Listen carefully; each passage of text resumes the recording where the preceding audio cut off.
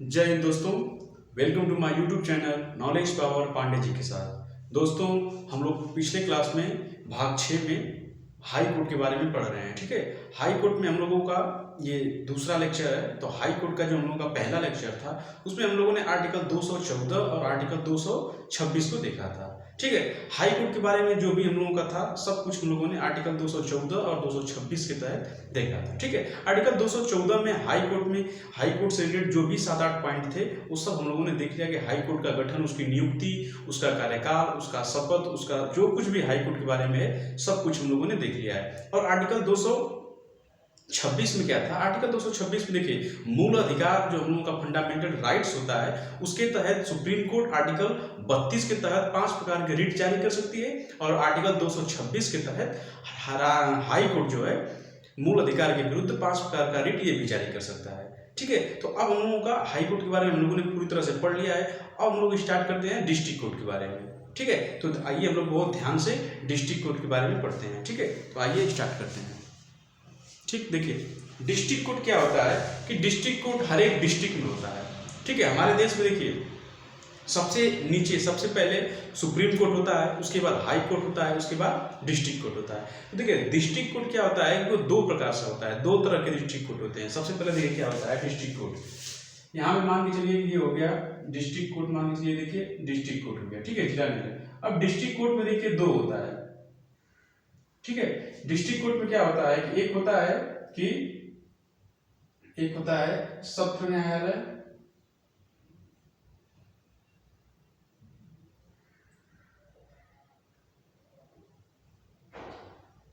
एक होता है सत्र न्यायालय और दूसरा क्या होता है कि सिविल कोर्ट।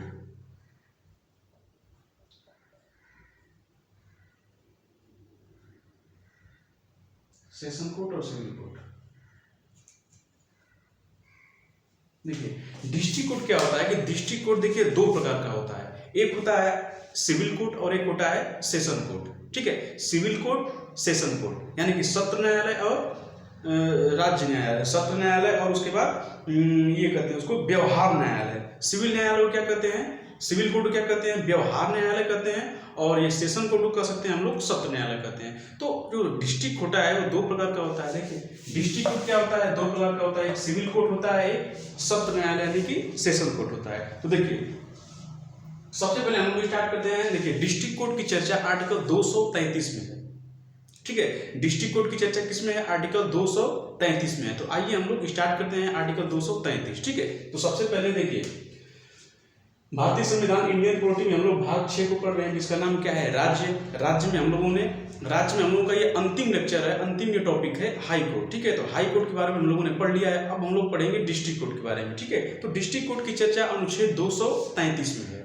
किसमें है? डिस्ट्रिक्ट कोर्ट की चर्चा अनुच्छेद 233 में। तो सबसे पहले स्टार्ट करते हैं। देखिए भारत में कुल 25 हाई कोर्ट हैं। समझ गए? भारत में कुल कितना हाई कोर्ट था? कल ही हम लोगों ने पढ़ा था। हाई कोर्ट में कुल 25 हाई कोर्ट हैं। और देखिए दिल्ली एकमात्र ऐसा केंद्र शासित प्रदेश है जहां पे दिल्ली का खुद का एक हाई कोर्ट है।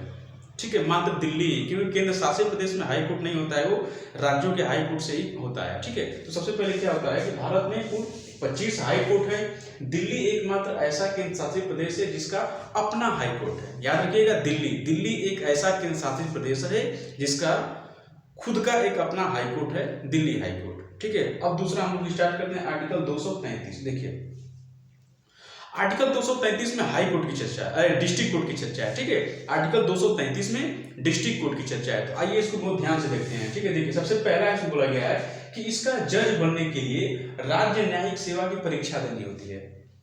ठीक है, क्योंकि देखिए सुप्रीम कोर्ट और हाई कोर्ट का जज बनने के लिए आप जूनियर से सीनियर बनते थे तब जाते थे, लेकिन डिस्ट्रिक्ट कोर्ट में ऐसा नहीं है। डिस्ट्रिक्ट कोर्ट में क्या है कि आपको एक एग्जाम देना पड़ता है, राज्य न्यायिक सेवा की परीक्षा देनी होती है। तथा हाई कोर्ट का मुख्य न्यायाधीश के सलाह पे, हाई कोर्ट का जो मुख्य न्यायाधीश होता है सीजेआई यानी कि हाई कोर्ट का, देखिए सुप्रीम कोर्ट के मुख्य न्यायाधीश को भारत का मुख्य न्यायाधीश कहते हैं और हाई कोर्ट के मुख्य न्यायाधीश को मुख्य न्यायाधीश ही कहते हैं।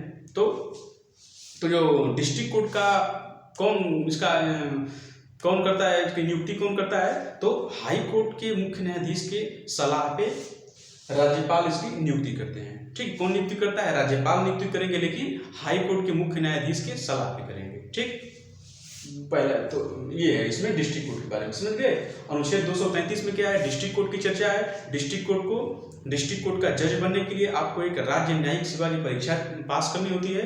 फिर उसके बाद डिस्ट्रिक्ट कोर्ट का नियुक्ति कौन करता है, तो राज्यपाल करते हैं, लेकिन हाई कोर्ट के मुख्य न्यायाधीश की सलाह पे करते हैं। ठीक, डिस्ट्रिक्ट कोर्ट दो प्रकार का होता है। सबसे पहला क्या होता है कि सत्र न्यायालय और व्यवहारिक न्यायालय, यानी कि सिविल कोर्ट और सेशन कोर्ट। ठीक है, डिस्ट्रिक्ट कोर्ट दो प्रकार का होता है, सिविल कोर्ट और सेशन कोर्ट यानी कि सत्र न्यायालय, और ये व्यवहारिक न्यायालय होता है। सबसे पहले देखिए क्या होता है, देखिए जो ये सिविल कोर्ट होता है और सत्र न्यायालय होता है, तो सिविल कोर्ट में अब देखिए कि सिविल कोर्ट में कौन कौन सा मुकदमा सिविल कोर्ट में जाता है और कौन सा मुकदमा सत्र न्यायालय में जाता है।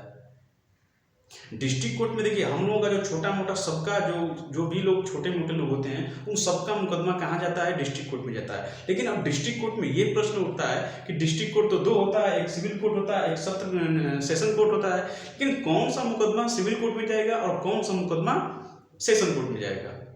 तो इसको देखिए ध्यान से देखिए। सबसे पहले सिविल कोर्ट, देखिए मुकदमा देखिए विभिन्न प्रकार का होता है। सबसे पहले दीवानी मुकदमा, सबसे पहला मुकदमा क्या होता है, दीवानी मुकदमा। दीवानी मुकदमा मतलब कि देखिए दीवानी मुकदमा उसे कहते हैं जो धन या जमीन जायदाद से रिलेटेड होता है, जो पैसे से जमीन जायदाद से रिलेटेड मामले को दीवानी मुकदमा कहते हैं। सबसे पहले देखिए यहाँ पे दीवानी मुकदमा।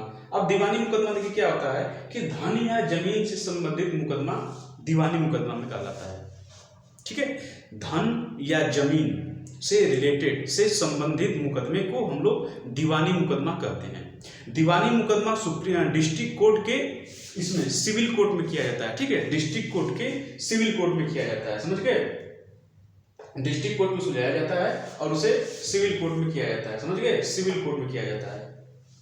तो ये हुआ दीवानी मुकदमा, समझ गए। दीवानी मुकदमा मतलब कि जैसे एग्जाम्पल में दीवानी मुकदमा मतलब कि इसे एक तरह से एग्जाम्पल में देखिए नोट में दिया गया है कि जब सरकार का पैसा लूटा जाता है तो उसे हम राजस्व कहते हैं। जैसे कोई बिजली बिल नहीं दे रहा है, गवर्नमेंट का पैसे का मतलब क्या, गवर्नमेंट का मतलब कोई टैक्स चोरी कर रहा है, कोई बिजली बिल नहीं दे रहा है, उसे हम लोग राजस्व की कमी कहते हैं या उसे राजस्व चोरी कहते हैं हम लोग। तो वो भी मुकदमा क्या आता है, दीवानी मुकदमा में भी चला जाता है। तो धन या जमीन से संबंधित मुकदमा दीवानी मुकदमा का आता है। इसे डिस्ट्रिक्ट कोर्ट के सिविल कोर्ट डिस्ट्रिक्ट कोर्ट के सिविल कोर्ट में सुलझाया जाता है। ठीक है, डिस्ट्रिक्ट कोर्ट के सिविल कोर्ट में सुलझाया जाता है। तो समझ के दीवानी मुकदमा क्या होता है, धन या जमीन जायदाद से रिलेटेड जो भी मुकदमा होता है उसे हम दीवानी मुकदमा कहते हैं, और दीवानी मुकदमा डिस्ट्रिक्ट कोर्ट के सिविल कोर्ट में समझाया जाता है। ठीक है, दूसरा देखिए क्या होता है, और इसमें भी एक जब सरकार का पैसा लौटा जाता है तो उसे राजस्व कहते हैं, जैसे टैक्स चोरी, बिजली चोरी। अब दूसरा देखिए आता है फौजदारी मुकदमा। देखिए फौजदारी मुकदमा उसे कहते हैं जहां पे देखिए मारपीट, कत्ल हो गया, मारपीट हो गया, कत्ल हो गया, और लूट हो गया, धमकी हो गया, अपहरण हो गया, रेप हो गया, ये सब क्या होता है, फौजदारी मुकदमा होता है। दीवानी मुकदमा धन या जमीन जायदाद से रिलेटेड होता है, और फौजदारी मुकदमा क्या होता है कि हत्या, डकैती, लूट, रेप, धमकी, अपहरण, ये सब क्या होता है, फौजदारी मुकदमा होता है। ठीक है, इसमें देखिए मारपीट से संबंधित मुकदमे को फौजदारी मुकदमा कहा जाता है। और देखिए दीवानी मुकदमे को तो हम लोग सिविल कोर्ट में मुकदमा चलाया जाता है, सिविल कोर्ट में, लेकिन फौजदारी मुकदमा को सेशन कोर्ट में चलाया जाता है। याद रखिएगा, दीवानी कोर्ट को, ये जो दीवानी मुकदमा है इसको हम लोग सिविल कोर्ट में मुकदमा चलाया जाता है, और फौजदारी मुकदमा को सेशन कोर्ट में चलाया जाता है। सेशन कोर्ट का मतलब कि सत्र अदालत। ठीक है, तो इसको फिर से देखिए, मारपीट से संबंधित मुकदमे को फौजदारी मुकदमा कहते हैं, इसे सत्र न्यायालय द्वारा सुलझाया जाता है। सत्र न्यायालय मतलब कि सेशन कोर्ट द्वारा सुलझाया जाता है। एग्जाम्पल में जैसे हत्या, डकैती, लूट, धमकी, अपहरण, रेप इत्यादि, ये सब क्या है, फौजदारी मुकदमा है। तो समझ गए कि दीवानी मुकदमा और फौजदारी मुकदमा क्या होता है। दीवानी मुकदमा धन दौलत जमीन जायदाद से संबंधित होता है, और फौजदारी मुकदमा मारकाट, लूटपाट, इससे संबंधित होता है। दीवानी मुकदमे को हम लोग सिविल कोर्ट में देखते हैं, और फौजदारी मुकदमे को हम लोग सेशन कोर्ट में देखते हैं। ठीक है, अब तीसरा देखिए क्या होता है, एक देखिए तीसरा होता है लोक अदालत। देखिए लोक अदालत क्या होता है, देखिए लोक अदालत अपने आप में एक बहुत ही अच्छा अदालत है। देखिए लोक अदालत क्या होता है कि इस अदालत में मुकदमे पर फैसले नहीं सुनाए जा सकते। देखिए ये जो मुकदमा होता है इस पर फैसले वगैरह ये सब नहीं सुनाया जाता है। इसमें देखिए मामले को अपने में ही सुलझा दिया जाता है, लेकिन इसमें एक कंडीशन है कि दोनों पक्ष राजी होना चाहिए। दोनों जो पक्ष है, दोनों पक्ष को अपने में राजी होना पड़ेगा, ठीक है, दोनों पक्ष को राजी होना चाहिए, बल्कि आपस में समझौता करा दिया जाता है, ठीक है। देखिए लोक, फिर से देखिए लोक अदालत क्या होता है। लोक अदालत में कोई भी सुनवाई वगैरह होती है, लोक अदालत में कोई भी मुकदमे पर फैसले नहीं सुनाए जाते हैं, बल्कि आपस में सुलझा दिए जाते हैं। कंडीशन इसकी ये होनी चाहिए कि दोनों पक्ष सहमत हो। लेकिन इसमें एक और कंडीशन है कि देखिए इसमें क्या होता है कि लोक अदालत के समझौते या फैसले के विरुद्ध आप हाई कोर्ट या सुप्रीम कोर्ट में अपील नहीं कर सकते हैं, ठीक है, हाई कोर्ट या सुप्रीम कोर्ट में अपील नहीं किया जा सकता है। तो ये रहा हम लोगों का लोक अदालत। लोक अदालत ऐसा अदालत है जिसमें मामले को अपने में ही सुलझा दिया जाता है और इसमें दोनों पक्ष की रजामंदी या फिर दोनों पक्ष को होना अनिवार्य है, दोनों पक्ष के लोगों को सहमत होना अनिवार्य है, ठीक है। इसके विरुद्ध देखिए लोक अदालत यानी फैसला जो सुना देता है, तो इसके विरुद्ध आप सुप्रीम कोर्ट या हाई कोर्ट में फिर से अपील नहीं कर सकते हैं, ठीक है। ये रहा हम लोगों का लोक अदालत। चौथा देखिए क्या होता है, इसमें एक और अदालत न्यायालय आता है जिसे हम लोग कहते हैं परिवार न्यायालय। देखिए परिवार न्यायालय क्या होता है कि जो भी पारिवारिक मामला बनता है, ठीक है, जो भी पारिवारिक मामला बनता है वो सब परिवार न्यायालय में ही जाता है। पारिवारिक मामले का मतलब कि सास बहू में झगड़ा हो गया, ठीक है, भाई भाई में झगड़ा हो गया, ठीक है। तो यानी पारिवारिक मामला जो भी होता है वो कहाँ जाता है, परिवार इसमें जाता है, परिवार न्यायालय में जाता है। इसमें देखिए सबसे पहले क्या होता है, देखिए इसकी स्थापना सन 1984 में हुई थी, ठीक है, इसकी स्थापना 1984 में हुई थी। इसमें छोटे मोटे पारिवारिक मुद्दे जाते हैं, जैसे सास बहू का विवाद हो गया, बेटे और बाप का विवाद हो गया, भाई भाई का विवाद हो गया, ये सब पारिवारिक मामला जो बनता है वो परिवार न्यायालय में जाता है। और इसकी स्थापना कब हुई थी, 1984 में हुई थी, ठीक है, 1984 में हुई थी। किसकी स्थापना, परिवार न्यायालय की स्थापना।